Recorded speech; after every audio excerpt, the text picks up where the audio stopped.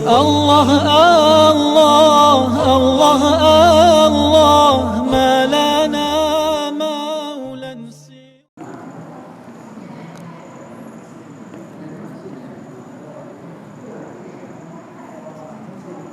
Assalamualaikum warahmatullahi wabarakatuh. Alhamdulillah wa syukrulillah wa binikmatillah la hawla wa la quwwata illa billah. Alhamdulillahilladzi an'ama alaina binikmatil islam wal iman. Alhamdulillahilladzi khalaqal mauta wal hayata liyabluwakum ayyukum ahsanu amala. Rabbi shrah li sadri wa yassir li amri wahlul 'uqdatam min lisani yafqahu qawli. Kepada yang kami muliakan segenap para hadirin hadirat jamaah Masjid Al-Mutmainnah yang dirahmati Allah Subhanahu wa ta'ala. Alhamdulillah, pada kesempatan malam hari ini oleh Allah kita kembali dikumpulkan dalam rangka bersama-sama mengkaji tafsir Al-Quranul Karim. Mari kita mulai kajian kita dengan bersama-sama membaca surat Al-Fatihah. Bersama-sama kita memohon kepada Allah agar kita semuanya oleh Allah senantiasa diberi hidayah, ma'unah, inayah dan taufiknya. Semoga kita semuanya senantiasa diberi rizki yang halal dan barokah, dan semoga kita semuanya oleh Allah digolongkan sebagai orang-orang yang husnul khotimah. Al-Fatihah. A'udzu billahi minasyaitonir rajim. Bismillahirrahmanirrahim. Alhamdulillahi rabbil alamin, ar-rahmanir rahim, maliki yaumiddin. Iyyaka na'budu wa iyyaka nasta'in. Ihdinas siratal mustaqim, siratal ladzina an'amta 'alaihim ghairil maghdubi 'alaihim waladdallin. Amin. Bismillahirrahmanirrahim. Pembahasan kita pada malam hari ini sampai pada surat Al-Baqarah ayat 21-22. Allah berfirman, Bismillahirrahmanirrahim. Ya ayyuhan nasu ubudu rabbakumul ladzi khalaqakum walladzina min qablikum la'allakum tattaqun. Alladzi ja'ala lakumul arda firasyan was samaa'a binaa'an wa anzala minas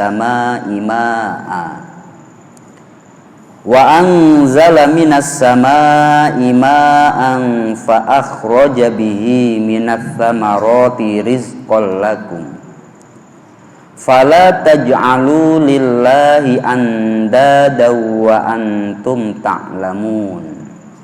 Al-ayah amma ba'du, yang artinya, ya ayyuhan nas, wahai seluruh manusia apapun golongannya, orang mukmin, orang munafik, orang kafir, semuanya yang penting masuk pada jenis manusia. U'budu rabbakumul ladzi khalaqakum. Sembahlah Tuhan kalian yang menciptakan kalian. Beribadahlah kepada Tuhan kalian, yakni zat yang menciptakan kalian. Walladzina min qablikum, dan orang-orang sebelum kalian. La'allakum tattaqun, agar kalian menjadi orang yang bertakwa. Alladzi ja'ala lakumul ardo firasya. Dialah zat yang menjadikan bumi untuk kalian sebagai hamparan yang bisa ditinggali. Was-samaa'a binaa'a, dan menjadikan langit sebagai atap hingga kalian aman.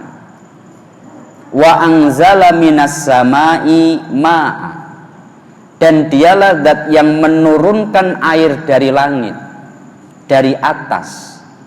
Fa akhraja bihi minats tsamarati rizqal lakum, dan melalui air itu tumbuhlah pepohonan, buah-buahan menjadi rizki bagi kalian. Fala taj'alu lillahi andada, maka janganlah kalian menjadikan sekutu kepada Allah Subhanahu wa ta'ala. Wa antum ta'lamun, dan kalian padahal mengetahui. Kita akan membahas ayat ini.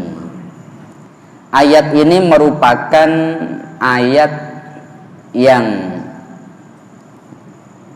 posisinya atau urutannya setelah kemarin kita membahas orang-orang mukmin, orang-orang yang wa ulaika humul muflihun, orang-orang yang akan beruntung, dalam awalan Al-Baqarah. Kemudian membahas orang-orang kafir, kemudian membahas orang-orang munafik. Kemudian setelah 3 pembahasan ini, Allah menurunkan ya ayyuhan nasu budu rabbakumul ladzi khalaqakum. Wahai seluruh manusia, tidak dikhususkan wahai orang mukmin, wahai orang munafik, wahai orang kafir, tidak. Ini kalau di dalam tafsir Mafatihul Ghaib, annallaha ta'ala lamma qaddama ahkamal farqi as-salasati a'ni al-mu'minina wal kuffara wal munafikina aqbal alaihim bil khitab. Setelah membahas 3 golongan ini, kemudian semuanya terkena perintah, sembahlah Tuhan kalian yang menciptakan kalian. Artinya perintah menyembah Allah tidak terkhusus orang-orang mukmin. Perintah menyembah Allah tidak terkhusus orang-orang munafik. Bahkan orang kafir pun terkena perintah untuk menyembah Allah Subhanahu wa ta'ala. Hebatnya Al-Quran itu ini, susunannya luar biasa, ya, luar biasa. Coba kita itu menelaah sejarah begini. Nabi Muhammad, beliau umur 40 tahun mendapatkan wahyu pertama kali. Kemudian di Mekah 13 tahun. Setelah itu ini terus berangsur-angsur ayat turun. Setelah itu Nabi Muhammad di Madinah 10 tahun. Terus berangsur-angsur ini turun. Kemudian setiap kali turun, Allah itu memerintahkan kepada Nabi Muhammad, letakkan ini di situ, letakkan ini di situ, letakkan ini di situ. Kemudian setelah Nabi Muhammad wafat, hafalan yang ada para sahabat kemudian dibukukan di dalam Al-Quran yang disebut mushaf ini. Orang bisa melihat mulai awal sampai akhir tidak ada pertentangan ayat satu dengan ayat yang lain.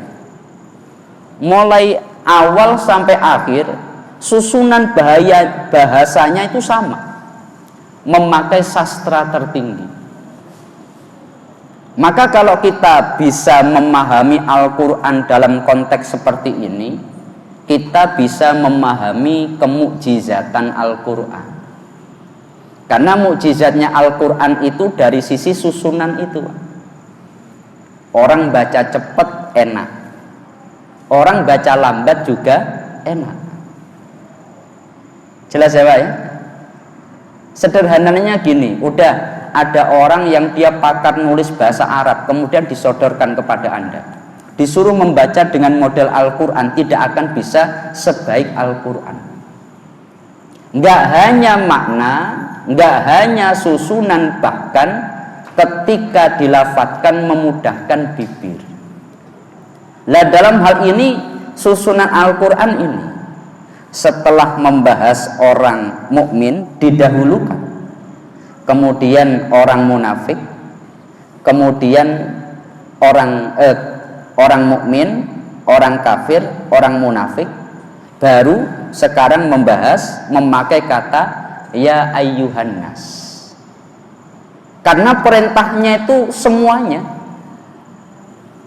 Sembahlah Tuhan kalian yang menciptakan kalian dan menciptakan orang-orang sebelum kalian, agar kalian menjadi golongan orang-orang yang bertakwa. Kemudian alladzi ja'ala lakumul ardo firasya, dialah zat yang menjadikan untuk kalian bumi sebagai hamparan. Firos itu artinya ya pembaringan. Ayat ini masuk dalam ayat akidah. Sederhananya begini, orang kafir, orang munafik, orang mukmin, semuanya itu diajak sembahlah Tuhan kalian. Karena kadang orang kafir, dia ketika kita menyebut Allah nggak bisa menerima. Orang munafik ketika kita menyebut Allah dia tidak menerima. Tapi di sini memakai kata Robba, Tuhan kalian, pencipta kalian. Maksudnya bagaimana? Ini karena tidak hanya tertuju pada orang mukmin, contohnya di dalam awalan wahyu yang diturunkan. Iqra bismi rabbikal ladzi khalaq, memakai kata robba. Robba itu artinya ya yang menciptakan, yang mengurus, yang merawat. Itu namanya Rabbun. Kok tidak memakai kata Allah tapi memakai kata Rabb? Agar semuanya itu bisa menerima. Makanya pernah Rasulullah itu beliau bertanya kepada orang kafir. Annan nabiyya qala li Imran bin Husain, kam laka min ilahin. Imran, kamu itu punya Tuhan berapa? Ya, punya Tuhan berapa? Maka Imran menjawab asyrotun, 10 Tuhan. Tuhannya 10. Maka qala faman li ghammika wa karabbika wa taf'il amril adim idza nazala bika min jumlatihim. Kalau nanti 10 Tuhan itu datang kepadamu, yang paling kuat siapa? Ya, yang paling kuat siapa? Maka Imran menjawab qala Allah, yaitu Allah. Maka Rasulullah menjawab malaka min ilahin illallah. Ya seperti itulah hakikatnya, tidak ada Tuhan selain Allah. Artinya begini, dalam ayat ini itu untuk menegaskan Tuhan, yakni Allah subhanahu wa ta'ala, Allah menyodorkan bukti kepada orang kafir, orang munafik, dan orang mukmin. Allah itu pencipta langit, pencipta bumi, pencipta daripada seluruh yang ada, bahkan yang menurunkan air dari langit, dan dari air itu turunlah rizki atau muncullah rizki untuk kalian.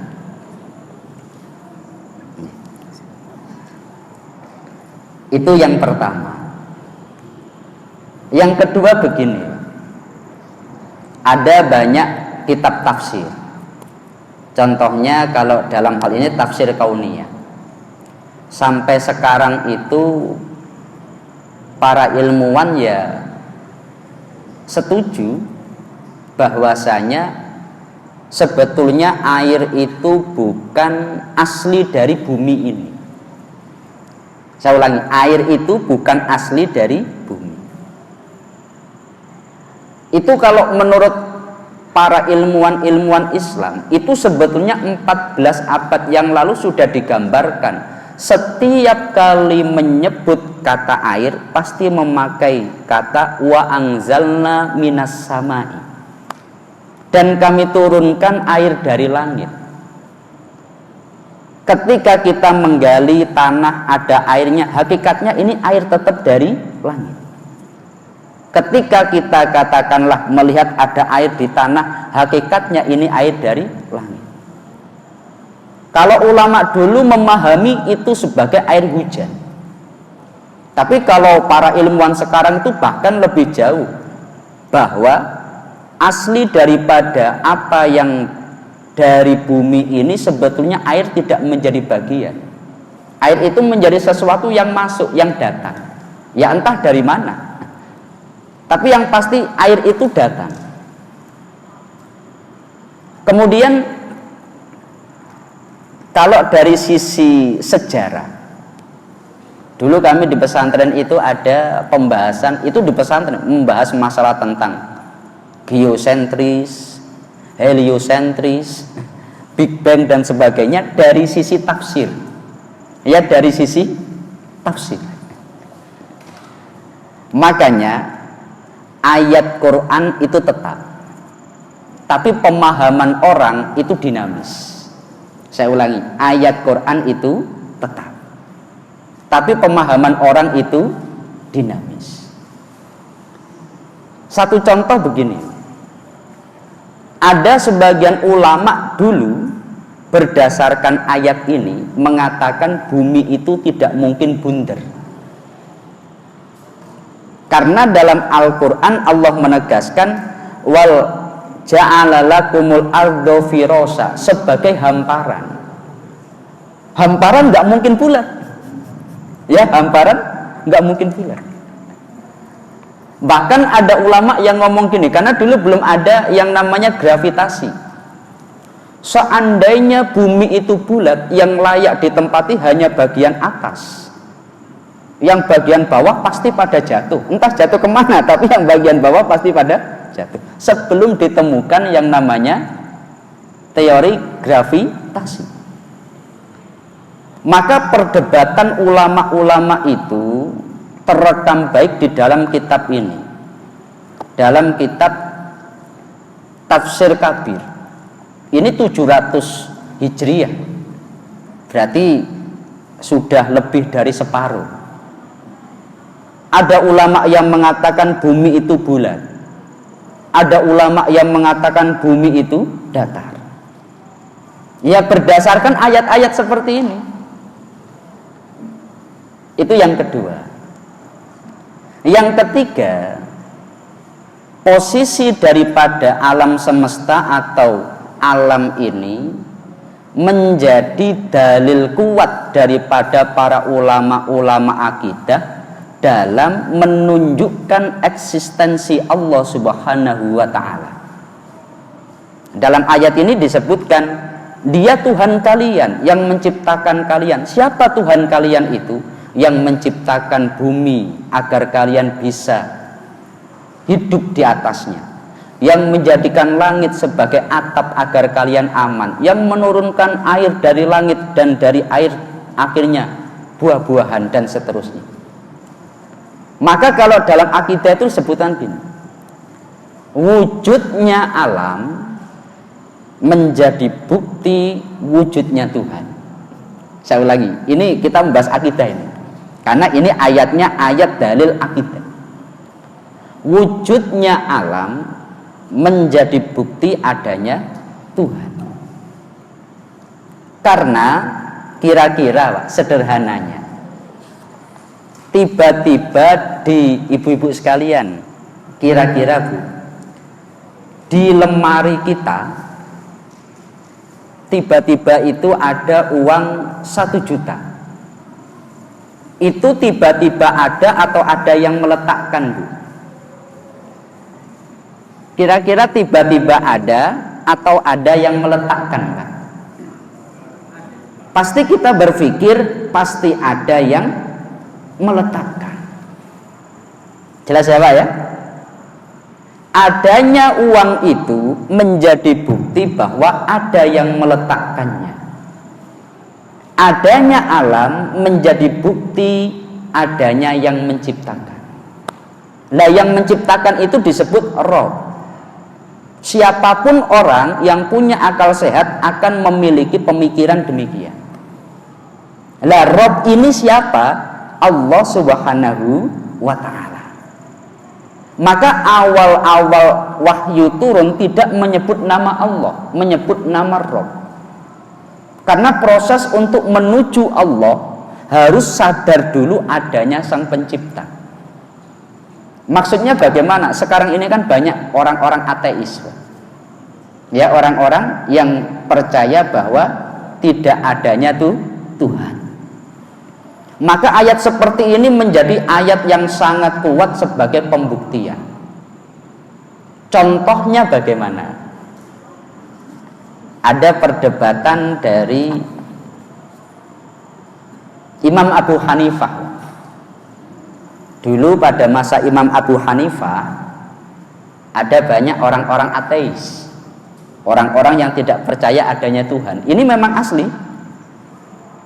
Kemudian ketika Imam Abu Hanifah berada di masjid, kemudian mereka datang membawa pedang. Imam Abu Hanifah, kamu ngomong bahwa di dunia ini ada Tuhan, ya? Iya. Bukti adanya Tuhan itu apa? Ya Pak ya, bukti adanya Tuhan itu apa? Imam Abu Hanifah dia langsung, bentar, duduk dulu. Saya itu lagi bingung, ya. Bingung kenapa? Saya mendapatkan kabar bahwa di Sekupang, kalau sekarang ini di Sekupang itu ada kapal membawa muatan penuh. Kemudian kapal itu berangkat menuju Amerika. Padahal kapal itu tidak ada pengemudinya, nggak ada nahkodanya. Di tengah jalan ada ombak besar. Kapal itu bisa menghindar. Padahal untuk menuju ke Amerika butuh jalan yang berliku-liku. Ternyata bisa sampai sana. Mereka langsung membantah, itu nggak mungkin itu. Kamu jangan mengada-ada, nggak mungkin ada kapal sampai pada tujuan tanpa ada yang mengemudikan. Imam Abu Hanifah langsung ngomong, kalau yang kapal seperti itu nggak mungkin ada kalau tanpa ada yang mengemudikan, apalagi alam semesta ini. Nggak mungkin ini tiba-tiba ada tanpa ada yang menciptakan. Kalau kebetulan, kenapa terjadi secara teratur? Yang namanya kebetulan kan nggak mungkin terjadi secara teratur. Maka Imam Abu Hanifah menjadikan alam ini menjadi sebuah bukti adanya Tuhan Sang Pencipta. Kalau kita yang sudah dalam taraf pencipta itu adalah Allah, maka ini sudah luar biasa. Tapi untuk menyadarkan orang bahwa di dunia ini ada nggak Tuhan, ayat seperti ini menjadi bukti kuat. Tuhan itu siapa? Yang menciptakan bumi. Tuhan itu siapa? Yang menciptakan langit. Dalam ayat ini disebut langit itu sebagai atap, pelindung. Ya Pak ya, sebagai pelindung. Ya memang terbukti. Ada beberapa ulama mentafsirkannya sebagai lapisan ozon itu. Artinya ketika ada meteor sebagainya betul-betul melindungi bumi dan seisinya. Bahkan dulu ada juga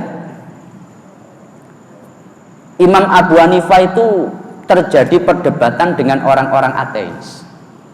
Bukti adanya Tuhan itu apa? Ya Pak ya, bukti adanya Tuhan itu apa?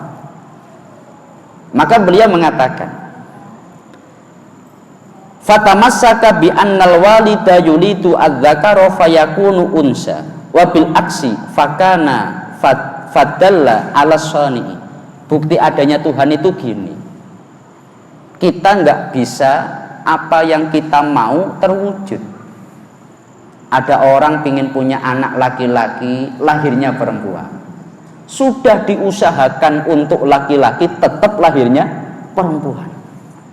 Ada orang pingin anak perempuan, lahirnya laki-laki.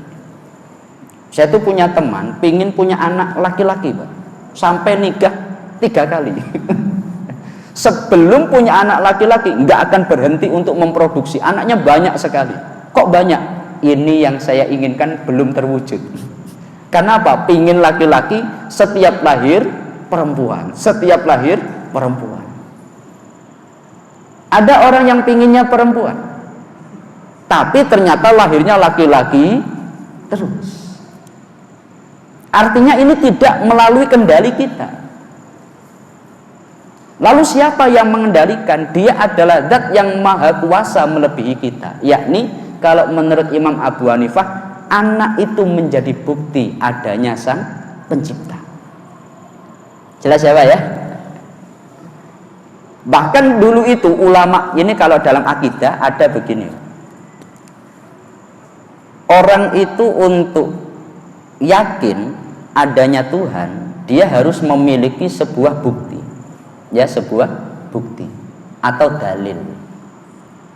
Itu menjadi sebuah tema yang diperdebatkan sangat menarik pada masa Imam Abu Hasan al-Asy'ari. Imam Abu Hasan al-Asy'ari, imam ahlus sunnah wal jamaah, beliau mengatakan, kalau untuk akidah orang itu harus punya keyakinan sendiri didasarkan pada bukti yang dimiliki sendiri, nggak bisa taklid. Kalau untuk fikih, bersentuhan laki-laki dengan perempuan yang bukan mahram batal. Kenapa? Ngikut Imam Syafi'i. Ya Pak ya, ngikut Imam Syafi'i boleh.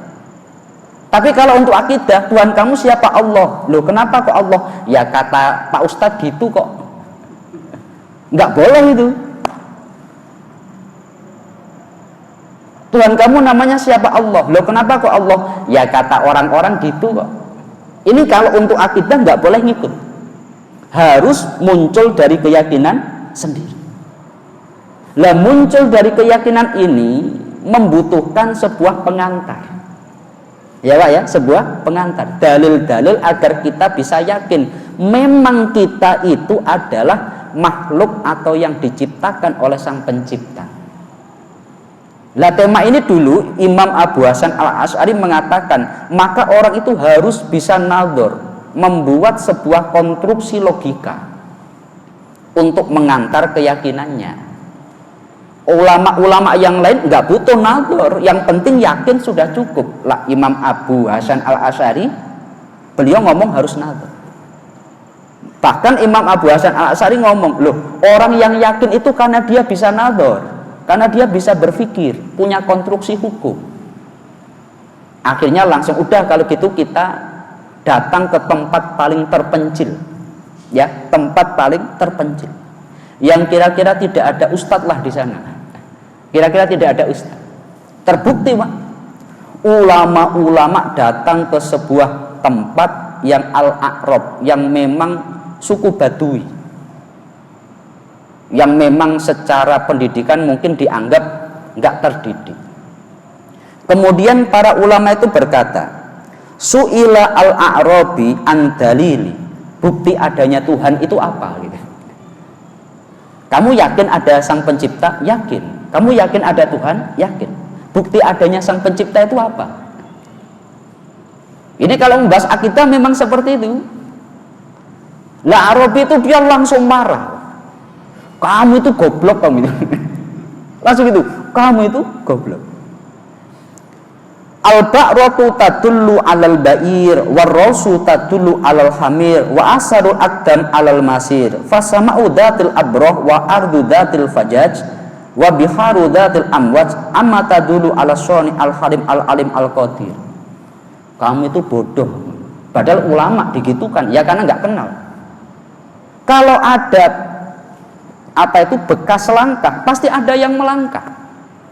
Kalau ada kotoran tai kucing, ya pasti ada kucingnya. Ya Pak ya. Kalau ada kotoran kucing pasti ada kucingnya.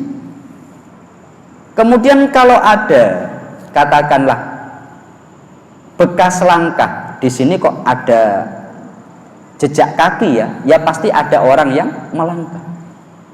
Lah seperti itu pula, nggak mungkin yang namanya bumi seisinya ini ada tanpa ada yang menciptakan.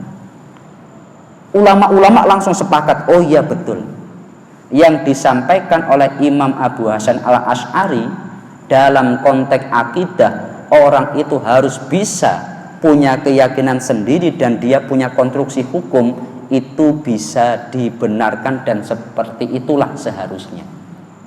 Makanya kalau yang kita dari pesantren, ya kami ini alhamdulillah siang tadi kami ke Kemenak Batang di Sekupang sana. Kami diminta untuk menyusun kitab akidah 20. Allah wujud, qidam, baqa, mukhalafatul hawadisi, qiyamuhu binafsihi sampai seterusnya. Itu kitab akidah gitu.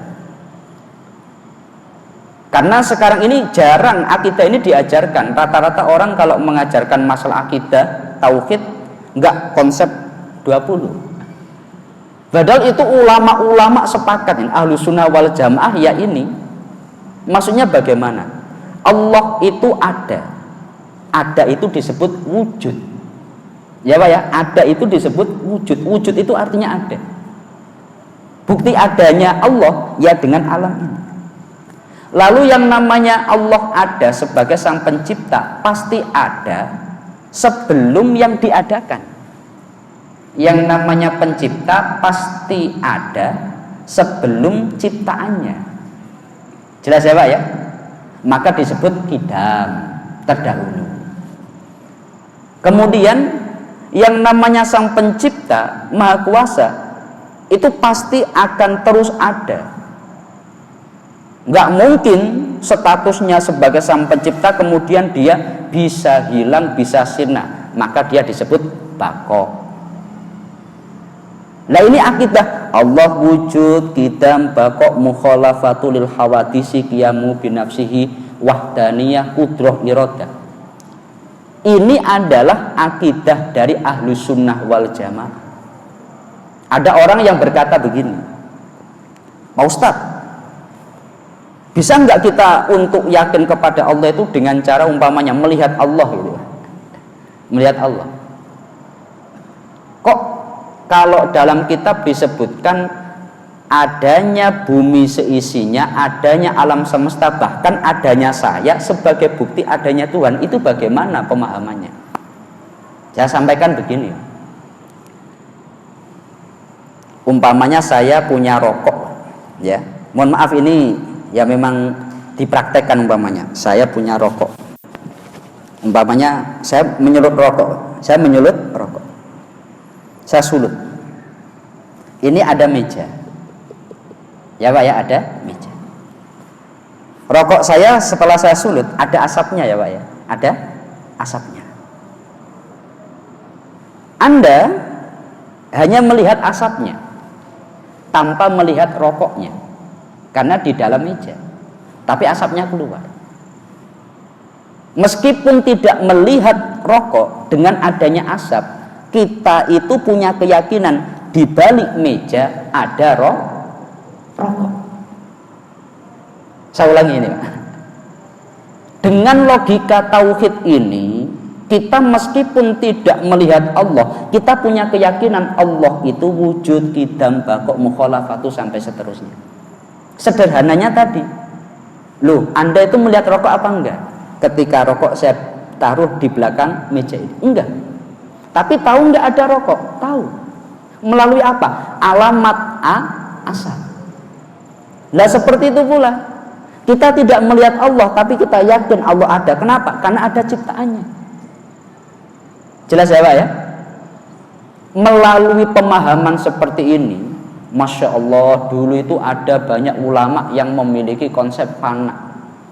Sebetulnya saya itu tidak ada, yang ada hanya Allah Subhanahu wa ta'ala dan seterusnya. Maka ayat ini tidak hanya sekedar sebuah penjelasan tentang Allah yang menciptakan bumi untuk kita, menciptakan langit untuk kita, menurunkan air hujan dari langit untuk kita, tapi juga menjadi bukti keberadaan Allah Subhanahu wa ta'ala di mata para ulama-ulama tauhid. Setelah orang yakin adanya sang pencipta, baru ditutup dengan fala taj'alu lillahi andada wa antum ta'lamun, maka jangan menjadikan sekutu terhadap Allah Subhanahu wa ta'ala. Untuk memiliki keyakinan itu, Al-Quran mengantar dengan kita itu diciptakan, semua diciptakan. Yang namanya pencipta nggak mungkin ada 2 atau 3 seterusnya, pasti 1. Ya Pak ya. Ya sederhananya begini, seperti hadis Nabi ketika tadi tanya pada Imran, Tuhan kamu berapa? 2. Dari Tuhan itu, dari 2 umpamanya A dan B, yang kuat yang mana? Yang A. Ya berarti sebetulnya Tuhan hakikatnya ya A gitu. Rasulullah dulu sederhana sekali mengajarkan itu. Maka melalui ayat ini ayat konstruksi tauhid. Umpamanya ada orang, dia tidak mengenal sang pencipta, dia hendaknya diantarkan kepada keyakinan adanya sang pencipta dengan adanya ciptaannya. Sekarang banyak beredar video-video, Pak, perdebatan antara orang ateis dengan orang-orang yang beriman. Sederhana gitu perdebatannya. Umpamanya ada seseorang, dia membawa buku gambar, warna gunung, kemudian laut sebagainya, kemudian disodorkan pada orang ateis. Menurut kamu ini buku ini tiba-tiba ada atau pasti ada yang menggambar? Ya pasti ada yang menggambar. Ya Pak ya. Ya seperti itu pula. Ya masa kamu nggak yakin di dunia ini ada sang penciptanya? Kok tiba-tiba ada? Jelas ya Pak ya. Loh kenapa kok pembahasan ayatnya seperti ini? Karena ayat ini tidak ditujukan untuk orang mukmin saja. Orang mukmin, orang munafik, orang kafir. Nah dalam keadaan ini semuanya sama. Semuanya adalah ciptaan oleh sang pencipta. Baru kalau untuk orang mukmin saja memakai kata sholat, zakat, kemudian iman. Tapi kalau untuk orang kafir, untuk orang munafik beda. Maka dalam konteks ya ayyuhan nas, wahai seluruh manusia, meliputi golongan manapun, sembahlah Tuhan kalian yang menciptakan kalian. Jelas ya Pak ya. Nah ini semoga memberikan satu pemahaman kepada kita tentang konstruksi tauhid yang ada di dalam Ahlus Sunnah wal Jamaah. Ini mungkin pembahasan kita pada malam hari ini. Sebelum kami lanjut, daripada jamaah mungkin ada yang ingin ditanyakan, kami persilahkan.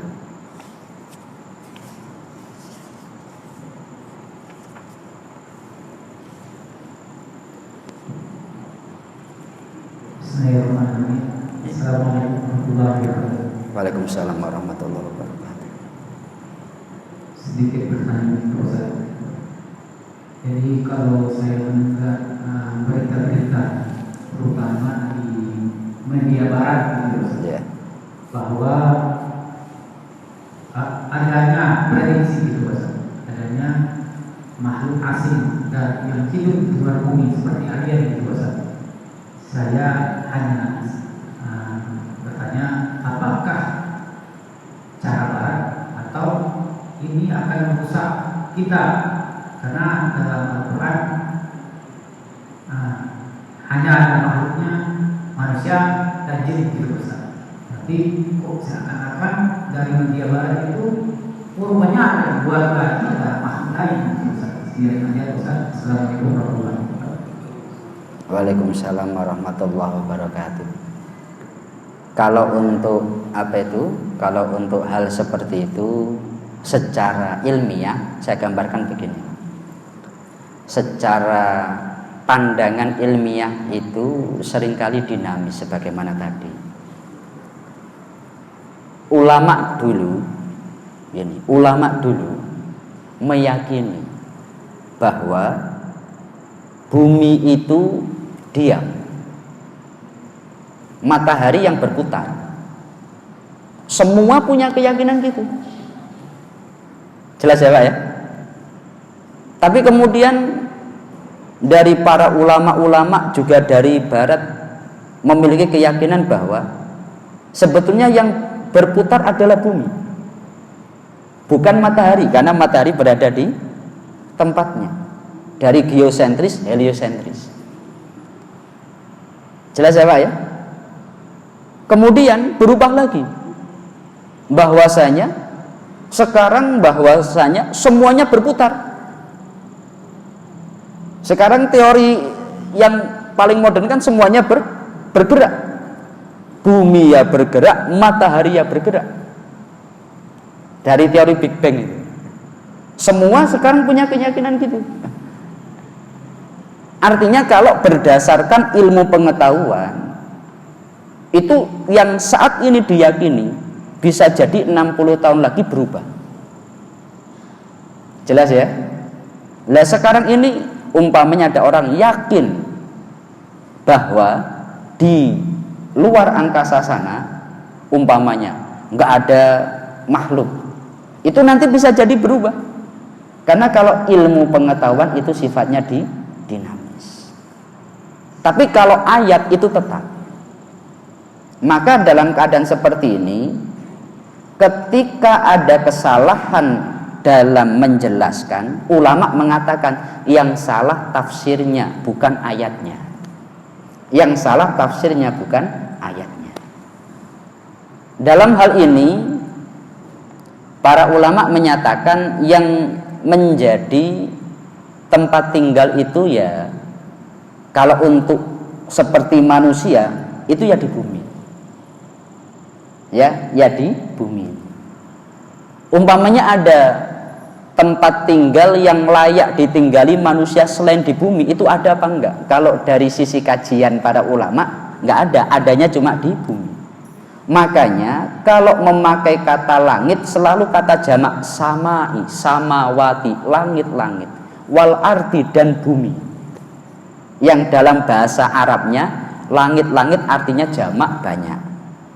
Kalau wal ardi bumi artinya mufrad tunggal, menunjukkan yang bumi yang layak ditinggal. Tapi apakah ada makhluk selain daripada manusia? Ya jelas ada. Loh, kan adanya manusia dan jin dan juga ada hewan. Ya, dan juga ada hewan. Maka kalau untuk pastinya bagaimana, wallahu a'lam. Tapi tempat yang menjadi tempat tinggal yang paling layak itu ya kalau menurut para ulama bumi. Satu contoh begini, ulama dulu itu meyakini bahwa yang namanya proses kelahiran dari sperma kemudian menjadi segumpal darah, kemudian menjadi segumpal daging, dan seterusnya. Kalau ulama-ulama sekarang itu tidak ada istilah bahasa segumpal darah, tidak ada, atau alak, sesuatu yang menempel, alakun disebut. Kalau dulu seperti segumpal darah yang menempel. Kalau teori sekarang beda. Maka ulama mengatakan yang salah pentafsirannya, bukan ayatnya. Karena secara tafsir ayat itu dimaknai memakai pemahaman ulama dulu dan ulama sekarang, secara teori tafsir tetap benar. Hebatnya Quran itu. Saya ulangi, hebatnya Quran itu. Ulama yang mengatakan dulu ketika bumi itu diam, matahari bergerak, itu ya berdasarkan Quran. Ulama yang mengatakan bumi bergerak, matahari diam, itu juga berdasarkan Quran. Jelas ya? Bahkan semuanya bergerak sekarang itu dalam tafsir kauniyah juga berdasarkan Quran. Maka dalam hal ini ulama mengatakan bila ada kesalahan, yang salah bukan ayatnya tapi pentafsirannya. Jelas ya? Wallahu a'lam. Mungkin ada yang tanya lagi? Assalamualaikum warahmatullahi wabarakatuh. Waalaikumsalam warahmatullahi wabarakatuh. Ustaz menyebutkan bahwasanya Allah itu ada dan menerangkan tentang sifat Allah. Yang ingin saya tanyakan Ustaz, di dalam sifat 20 di situ diterangkan mukhalafatul khawarij. Ya. Itu kapasitas kita sebagai makhluk berbeda dengan Tuhan itu bagaimana Ustaz, mau diterangkan? Wassalamualaikum warahmatullahi wabarakatuh. Waalaikumsalam warahmatullahi wabarakatuh. Jadi Allah itu dalam Al-Quran laisa kamislihi syai'un. Allah itu tidak ada apapun yang menyamai Allah subhanahu wa ta'ala. Dalam Al-Ikhlas, walam yakul lahu kufuwan ahad. Enggak ada apapun satupun yang menyamai Allah. Itu kalau dari dalil nakli, dalil melalui Al-Quran. Kemudian kalau dari sisi dalil akli, yang namanya ciptaan itu tidak sama dengan yang menciptakan. Sederhananya begini, saya membuat meja, ya, saya membuat meja. Kemudian meja ini berpikir yang namanya Tuhan itu seperti saya. Pikiran meja itu benar apa salah, Pak? Loh, karena saya punya kaki, yang menciptakan saya ya punya kaki. Karena saya bentuknya kotak, maka pencipta saya juga kotak. Ini benar apa salah? Pikiran ciptaan, yakni pikiran meja itu benar apa salah? Jelas ya, Pak ya? Nah, itu kita sebagai ciptaan kan seperti itu. Kemudian dari sisi bahwa Allah punya sifat qidam, baqo dan sebagainya, maka ulama menegaskan Allah itu laisa kamislihi syai'un ay mukhalafatu lil hawadisi, berbeda dengan makhluk. Artinya makhluk atau kita itu diciptakan, Tuhan nggak mungkin juga diciptakan. Wah, karena saya ciptakan maka Tuhan diciptakan. Enggak, maka Tuhan itu berbeda. Tuhan itu yang menciptakan. Satu. Yang kedua, ada beberapa ayat yang menegaskan bahwa Allah itu memiliki seperti halnya anggota daripada makhluknya. Katakanlah ketika yadullah fauqa aidihim, tangan Allah di atas tangan mereka. Seperti itu. Kalau dalam banyak dalam ayat yang lain, wa ma romaita id romaita walakinnallaha roma, ketika kamu melempar tidaklah kamu melempar tapi Allah yang melempar. Maka dalam hal ini ulama ahlus sunnah dibagi dua. Saya ulangi, dibagi dua. Ini sama ya, sama, tapi dibagi dua. Ulama dulu masa Imam Ahmad bin Hambal meyakini bahwasanya ketika di dalam Al-Quran disebutkan Allah punya tangan, secara teks ayat seperti itu ya kita terima, ayatnya diterima.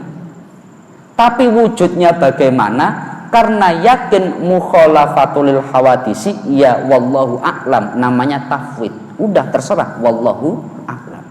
Ayatnya gitu ya sudah. Tapi bukan berarti Allah punya tangan, artinya tangan seperti ini, enggak. Karena memang secara teks seperti itu. Tapi mereka tetap memiliki keyakinan Allah berbeda dengan makhluk. Lah ulama yang ahlus sunnah wal jamaah yang akhir, golongan Imam Abu Hasan al-Asy'ari mengatakan ketika Allah itu berada di atas arsy, ar-rahmanu alal arsyistawa, Allah bersemayam di atas arsy, maka mengatakan maksudnya itu adalah kekuasaan. Jadi mentakwil, ada istilah tafwid, ada istilah takwil. Semuanya sama. Ahlu sunnah wal jamaah, Allah itu mukhalafatu lil hawadisi. Cuma dalam banyak teks-teks Al-Quran atau hadis disebutkan Allah itu memiliki yang sama dengan makhluk. Allah punya tangan. Lah ini bagaimana? Lu katanya Allah itu walam yakul lahu kufuwan ahad. Lah terus maksudnya bagaimana? Jelas ya?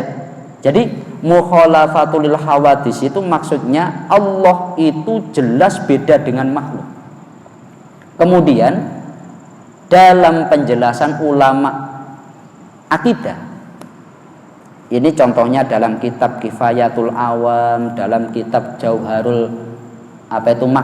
dalam kitab Jawahirul Kalamiyah dan seterusnya. Maksudnya bagaimana? Allah itu tidak sama dengan apa yang pernah kita lihat, apa yang kita bayangkan, bahkan apa yang terbersit di dalam hati kita. Semua yang terbersit di dalam hati, yang kita bayangkan, yang kita lihat, Allah tidak akan seperti itu. Ini maksud dari mukhalafatul hawadis. Loh kok bisa? Karena ditegaskan sendiri dalam Al-Quran, laisa kamislihi syai'un, apapun persamaannya Allah nggak seperti itu. Jelas ya? Sederhananya tadi, saya menciptakan meja jangan maksa. Loh karena saya punya bentuk kotak, ya Tuhan kotak, nggak bisa. Yang pasti meja berbeda dengan pencipta. Nah Allah bagaimana? Nanti di akhirat kita lihat bersama-sama. Karena Ahlussunnah wal Jamaah yakin di akhirat kita nikmat paling besar saat melihat Allah Subhanahu wa ta'ala. Di dunia bagaimana? Yaitu mukhalafatul hawadis. Jelas ya? Seperti itu. Mungkin ada yang tanya lagi?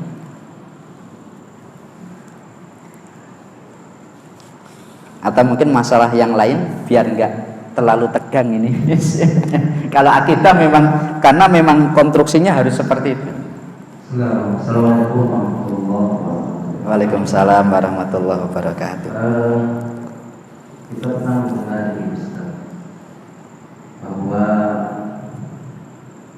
di luar Ahlussunnah wal Jamaah itu ada mengatakan tauhid dibagi tiga.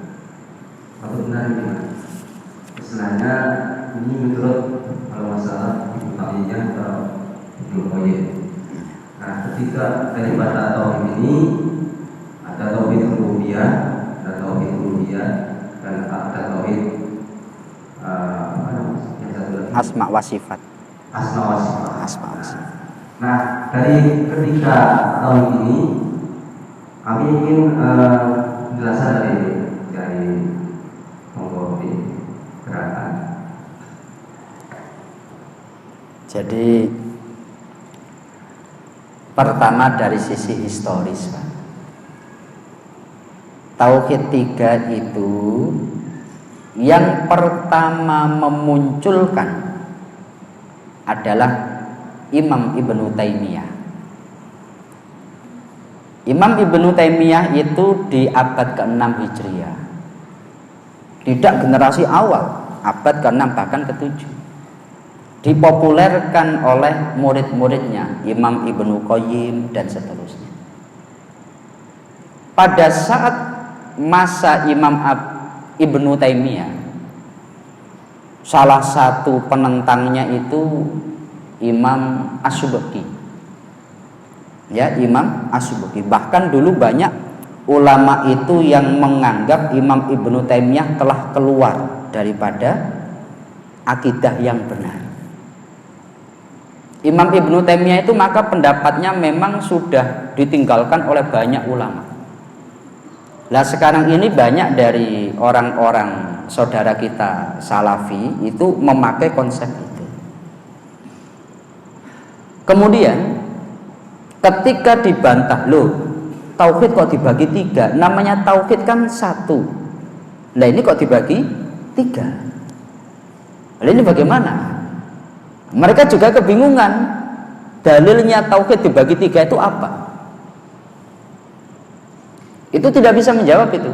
Maka banyak dari ulama-ulama mereka mengatakan tauhid dibagi tiga itu tidak ada dalilnya.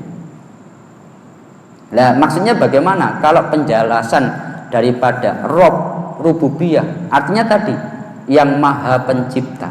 Orang kafir ya dengan logika tadi mereka yakin adanya sang pencipta. Orang munafik dengan logika tadi yakin adanya sang pencipta. Orang mukmin dengan logika penciptaan tadi yakin adanya sang pencipta. Maka tauhid rububiyah ini tidak menjadi standar keimanan kalau menurut orang Wahabi. Karena Abu Jahal juga bertauhid rububiyah. Ya Pak ya? Bertauhid rububiyah. Orang kafir ya bertauhid rububiyah dan seterusnya. Lah yang benar bagaimana? Tauhid uluhiyah, mengilahkan, mengesahkan Allah Subhanahu wa ta'ala. Nah, ini konsep mereka dari Rob ini. Cuma dalam hal ini banyak ulama mereka mengatakan bahwasanya orang yang mohon maaf ya, Abu Jahal, Abu Lahab itu sudah iman, tapi belum pada level yang benar karena keimanannya masih rububiyah, adanya yakin sang pencipta dan seterusnya tadi. Kalau ulama-ulama kita tidak setuju, ya ulama-ulama kita tidak setuju itu. Tauhid itu artinya mengesahkan Allah. Allah itu ya satu. Orang yang bertauhid ya artinya orang yang mengenal Allah Subhanahu wa ta'ala. Adapun rububiyah itu bagian daripada ya Allah itu. Kemudian dalam fakta sejarah orang-orang yang kafir, contohnya tadi Imron, kamu punya Tuhan berapa? Tuhan saya 10. Dari 10 itu yang paling kuat siapa? Allah gitu. Sederhananya yang paling kuat siapa? Allah. Nabi Muhammad mengatakan ya Tuhan kamu Allah lah gitu. 10 itu bukan Tuhan. Ya Pak ya, 10 itu bukan Tuhan. Maka secara historis 3 pembagian tauhid itu tidak dikenal oleh ulama-ulama salaf. 1. Yang kedua, ketika kita menyebut tauhid 20 sifat bukan berarti membagi. Itu tidak membagi. Karena itu mengatakan sifat Allah. Ya, tidak membagi tauhid. Allah itu punya sifat wujud. Allah punya sifat baqo. Tidak membagi. Jelas kami. Ketika kita menyebut akidah 50 bukan berarti dibagi 50 bukan. Karena 50 ini sifatnya Allah. Allah itu sifat wajib 20. Allah punya sifat wajib 20. Allah itu sifatnya wujud, qidam, baqo. Ini tidak membagi. Jelas ya? Jadi ketika mengatakan tauhid dibagi 3, pembagian itu tidak berdasarkan dalil. Itu dari ulama-ulama mereka sendiri. 1. Yang kedua, itu tidak dikenal oleh ulama salaf. Lah ulama-ulama dulu bagaimana? Ya ini Asy'ariyah, wujud, qidam, baqo, mukhalafatul lil hawadisi sampai seterusnya. Jelas Ustadz ya? Bagaimana mengikutnya selama yang mengikuti daripada hujah-hujahnya Ibnu Taimiyah, Ibnu Qayyim al-Jauziyah. Nah, banyak dari mereka adalah orang-orang Wahabi. Apakah mereka berkeyakinan seperti itu juga?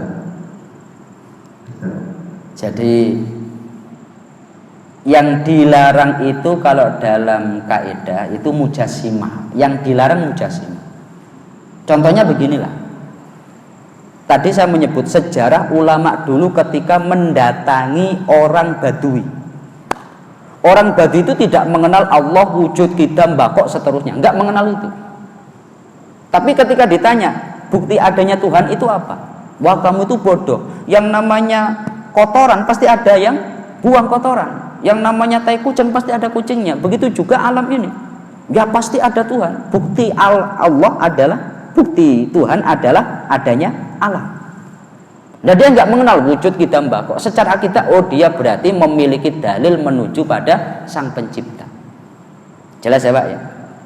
Artinya umpamanya ada orang punya keyakinan uluhiyah, asma sifat, kemudian rububiyah, selama dia tidak melanggar, contohnya menjisimkan Allah, tangannya Allah sama seperti tangannya saya, nggak masalah. Saya ulangi ini. Atau seperti Qadariyah, kita itu oleh Allah diberi kekuatan, maka Allah itu tahu setelah manusia melakukan, umpamanya seperti itu salah. Atau Jabariyah, manusia tidak punya kehendak atas dirinya sendiri, semua yang dilakukan itu dari Allah, maka manusia tidak berhak mendapatkan dosa atau pahala.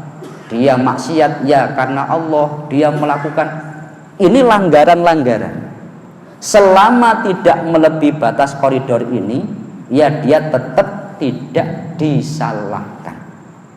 Maka kemarin 2016 di muktamar atau di sidang ulama Ahlus Sunnah wal Jamaah di CES-nya 2016, golongan Wahabi itu bukan berarti disalahkan 3 pembagian itu, bukan, tapi disalahkan ketika sudah masuk pada mujassimah. Begitu juga murid-muridnya, kalau meyakini Allah itu punya tangan, lah tangannya Allah bagaimana? Ya seperti tangannya kita, itu salah. Jelas ya Ustaz ya? Jadi ini sensitif. Maka koridor daripada menyalahkan akidah itu memang harus diteliti betul. Contohnya, dulu ada golongan Jabariyah. Jabariyah itu punya keyakinan begini, orang itu tidak punya kehendak atas dirinya, berdasarkan banyak ayat ini, berdasarkan banyak ayat. Jadi orang ketika dia melakukan ibadah ya karena Allah Subhanahu wa taala, orang melakukan maksiat ya karena Allah Subhanahu wa taala, seperti itu. Lah dalam hal ini akhirnya dibantah sekian banyak para ulama, itu akidah yang melenceng. Contohnya Ibnu Taimiyah, beliau disalahkan oleh Imam Az-Zubuki ketika mengatakan begini. Ini di dalam kitab Al-Majmu'. Kenapa Imam Ibnu Taimiyah dulu ditentang banyak ulama saat habis khutbah? Ini saat habis khutbah, beliau turun dari mimbar. Beliau mengatakan, turunnya Allah dari langit ke bumi sama seperti turunnya saya dari mimbar ini. Seperti itu. Kesalahannya bukan membagi 3, tapi karena telah menyamakan Allah dengan makhluk. Nah ini makanya bukan berarti kalau dia ikut salafi salah, enggak. Tidak bisa digeneralkan. Jelas Ustaz ya? Tapi kalau sudah memiliki akidah mujassimah baru salah. Karena Ahlus Sunnah wal Jamaah punya satu keyakinan akidah laisa kamisli syai'un mukhalafatu lil hawadisi. Jelas Ustaz ya? Seperti itu. Mungkin terakhir ada yang tanya?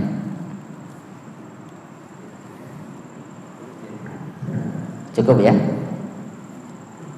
Nah, sebagai penutup,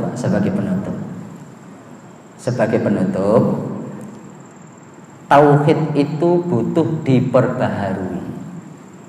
Saya ulangi, tauhid itu butuh diperbaharui. Tidak hanya sekedar orang sudah yakin kemudian benar, tidak. Butuh terus diperbaharui. Kadang orang dia berpikir aneh-aneh, kadang dia melakukan aneh-aneh.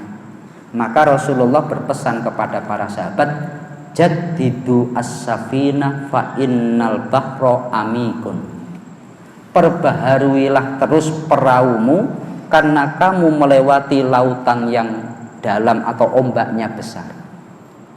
Maka kita diperintahkan untuk senantiasa zikir la ilaha illallah. Lah kita sebetulnya sudah lewat proses ini, ayat ini sudah lewat karena kita sudah iman la ilaha illallah. Lah ini kan tadi cuma penjelasannya saja, penjelasan menuju la ilaha illallah itu tadi. Nah sekarang kita karena sudah di la ilaha illallah, mari kita bersama-sama memperbanyak zikir sebagai wujud memperbaharui tauhid dan iman kita bersama. Jelas ya Pak ya? Nah ini mungkin sebagai penutup daripada kajian tafsir kita. Semoga kita semuanya oleh Allah dijadikan golongan orang-orang yang selamat di dunia dan di akhirat. Amin ya rabbal alamin. Al-Fatihah. A'udzu billahi minasyaitonir rajim. Bismillahirrahmanirrahim. Alhamdulillahirabbil alamin arrahmanir rahim maliki yaumiddin. Iyyaka na'budu wa iyyaka nasta'in ihdinas siratal mustaqim. Shiratal ladzina an'amta 'alaihim ghairil maghdubi 'alaihim waladdallin. Amin. Kurang lebihnya dari kami mohon maaf. Akhirul qauli wallahul muwaffiq ila aqwamit thoriq. Wassalamualaikum warahmatullahi wabarakatuh.